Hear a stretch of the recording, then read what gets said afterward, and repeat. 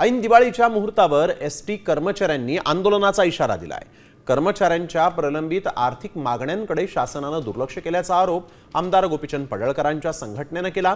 सेवा शक्ती संघर्ष एसटी कर्मचारी संघटनेकडून आत्मक्लेश आंदोलन मुंबईतील मध्यवर्ती कार्यालयामध्ये करण्याचा इशारा देण्यात आलेला आहे। विविध मागण्यांसह दिवाळीपूर्वीच कर्मचाऱ्यांचं आंदोलनाचं हत्यार या ठिकाणी उपसल्याचं पाहायला मिळत आहे।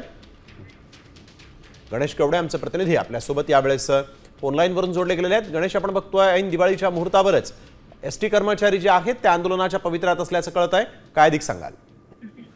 नक्कीच या अगोदर देखील आहे ते एसटी कर्मचाऱ्यांनी वेगवेगळ्या पद्धतीच्या मागण्या आहेत त्या खरं तर शासनाकडे देण्यात आलेल्या होत्या, मात्र त्याकडे कुठल्याही पद्धतीचं शासनाकडून लक्ष आहे ते घालण्यात आलेलं नाही। त्यामुळे गोपीचंद पडळकर यांची असणारी जी संस्था आहे सेवा शक्ती संघर्ष एसटी कर्मचाऱ्यांच्या या संघटनेच्या वतीने खरं तर हे आंदोलन आहे ते करण्यात येईल अशा पद्धतीचा थेट इशारा देण्यात आलेला आहे। त्यामुळे ऐन दिवाळीपर्यंत जर ह्या मागण्या सरकार दरबारी सुटल्या नाहीत तर या आंदोलनाला सरकारला सामोरं जावं लागतं का हे देखील पाहणं गरजेचं आहे। बिलकुल, धन्यवाद गणेश आपण दिलेल्या सविस्तर माहितीसाठी। आता isakal.com आहे देशातील नंबर 1 ची मराठी न्यूज वेबसाईट। प्रत्येक अपडेटसाठी isakal.com ला नक्की भेट द्या।